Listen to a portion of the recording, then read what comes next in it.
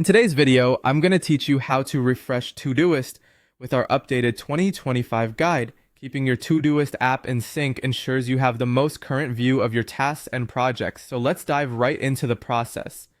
Start by opening Todoist on your browser or your desktop app. This flexibility allows you to choose the platform that suits you best, whether it's a leisurely browsing session or while working from your desktop at the office. Once you have Todoist open, direct your attention to the top right corner of the window. You'll see your profile icon situated there. Go ahead and click on it to reveal a drop-down menu. Within this drop-down, you'll find options like Sync Now or Refresh.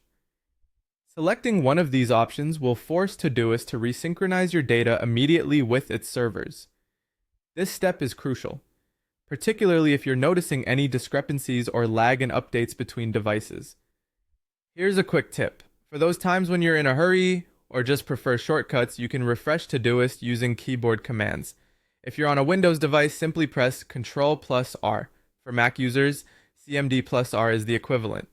What this does is refresh the entire Todoist application, much like reloading a web page in your browser. This method can be a quick lifesaver to ensure any changes you've made or tasks you've added are visible and up to date in real time.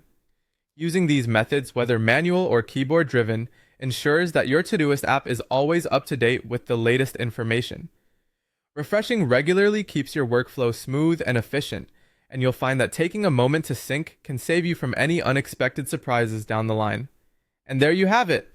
You've now mastered the art of refreshing Todoist effectively.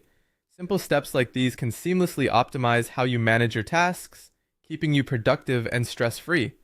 Thanks for tuning in, and I hope you found this guide helpful. Don't forget to refresh regularly and check back anytime you need a quick reminder on keeping your Todoist app in top shape. See you in the next video.